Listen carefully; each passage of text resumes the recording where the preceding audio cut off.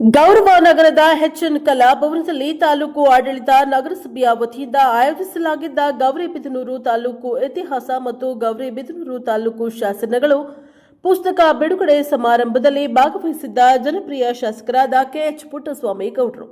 ಈ ತಾಲೂಕು ನೂರಾರು ವರ್ಷಗಳ ಹಿಂದೆ ಹಲವು ರಾಜರು ಆಳ್ವಿಕೆಯನ್ನ ನಡೆಸಿ ಐತಿಹಾಸಿಕ ಪುರಾಣ ಪ್ರಸಿದ್ಧವಾದ ಸ್ಥಳಗಳನ್ನು ಶಿಲಾಶಾಸನಗಳನ್ನು ರಾಜರು ನಿರ್ಮಿಸಿರುವ ದೇವಾಲಯಗಳನ್ನು ಕಾಣಬಹುದಾಗಿದೆ.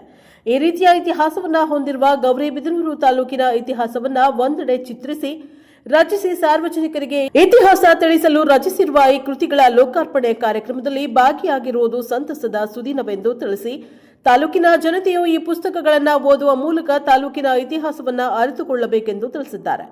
ಹಾಗೂ ಪುಸ್ತಕ ಬರೆಯಲು ಶ್ರಮಿಸಿದ ಕರ್ತೃವಿಗೂ ಸಹಕರಿಸಿದ ಸಾಹಿತಿಗಳಿಗೂ ಗಣ್ಯರಿಗೂ ಸನ್ಮಾನಿಸಲಾಯಿತು.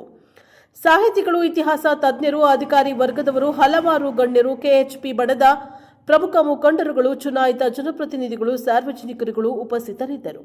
Bureau report Dhananjaya, Prajaprabha TV, Gauribidanur.